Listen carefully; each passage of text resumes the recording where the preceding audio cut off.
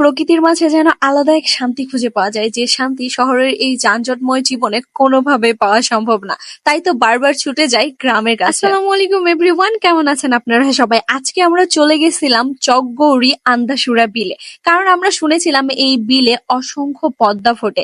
যদিও এটা পদ্মা ফোটার সিজন না, তারপরেও এই বিলে কিন্তু অনেক পদ্মা আছে। আর এই পদ্মা বিলের ছবি ভিডিও দেখে আমি আর নিজেকে কোনোভাবে কন্ট্রোল করতে পারতেছিলাম না। তাই যদিও পদ্ম এখন কম আছে, তারপরেও আমি চলে আসি এই আন্দাসুরা বিলের পদ্মগুলো একটু কাছ থেকে উপভোগ করতে। বাট আমাদের ব্যাড লাক, আমরা নৌকা পাই নাই সেই দিন যেদিন আমরা গেছিলাম।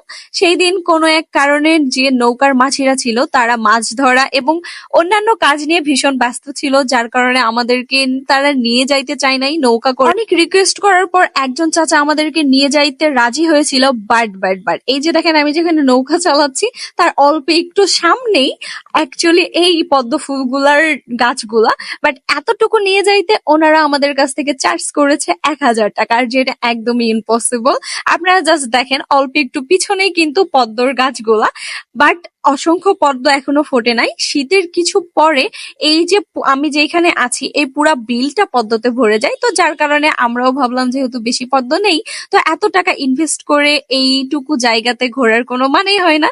তাই আমরা চলে আসি আন্দাসুরা বিলের পাশেই চকগৌরী ব্রিজ। আর এইখান থেকেও কিন্তু বিলের সৌন্দর্য অনেক সুন্দরভাবে উপভোগ করা যাচ্ছে। জাস্ট সি, আকাশ আর বিল ভর্তি পানি, কতটা সুন্দর লাগতেছে তাই না? আমার কাছে তো পরিবেশটা অনেক বেশি সুন্দর লেগেছে। আর যখন পানির পরিমাণটা বেশি হবে তখন সৌন্দর্যের পরিমাণটাও আরো বেশি বেড়ে যাবে। তবে পদ্ম ফুল কাছ থেকে দেখতে পাই আর না পাই, আজকে কিন্তু অনেক সুন্দর একটি কাঠের তৈরি বাড়ি দেখতে পেয়েছি, আর যেটা আপনাদের সাথেও শেয়ার করব। এই যে দেখতেছেন আমার পিছনে শখের বাড়ি বা রেস্তোরাঁ, এইটা কিন্তু সম্পূর্ণ কাঠের তৈরি। আর এইখানে নিচতলায় আপনারা সকালের নাস্তা এবং দুপুরের খাবার পেয়ে যাবেন। আর উপর তলায় অনেক সুন্দর একটি রেস্টুরেন্ট রয়েছে, যেখানে চাইনিজ আইটেমের খাবার দাবার সব পেয়ে যাবেন। গ্রামের মধ্যে এত সুন্দর একটা রেস্টুরেন্ট, ও মাই গড, সুন্দর লাগছে। সাজেক বা পাহাড়ি এলাকায় এই টাইপের রেস্টুরেন্ট বা এই টাইপের বাড়ি দেখা যায়। এই টাইপের বাড়ি কিন্তু মেনলি দেখা যায় হলো সাজেক, রাঙামাটি, মানে গ্রামীণ জায়গাগুলোতে, পাহাড়ি এলাকাতে। বাট আমাদের নওগাঁ জেলার মধ্যে যে এত সুন্দর একটা কাঠের তৈরি বাড়ি আছে আজকে প্রথম দেখলাম। আসেন পুরো পরিবেশটা আপনাদেরকে দেখায়। বাট আজকে আমাদের কপালটা সত্যি কিছুটা হইলেও খারাপ, যেমন পদ্ম দেখতে আসলাম পদ্ম দেখতে পাইলাম না। আর আজকের এই রেস্টুরেন্টের যে শেফ ছিল তিনি অসুস্থ, যার কারণে আসতে পারে নাই, তাই উপরের রেস্টুরেন্টটাও বন্ধ। তাই বাধ্য হয়ে আমরা নিচেও এসে খিচুড়ি ট্রাই করি। আর এখানকার খিচুড়িটাও কিন্তু মাশাআল্লাহ অনেক ভালো ছিল।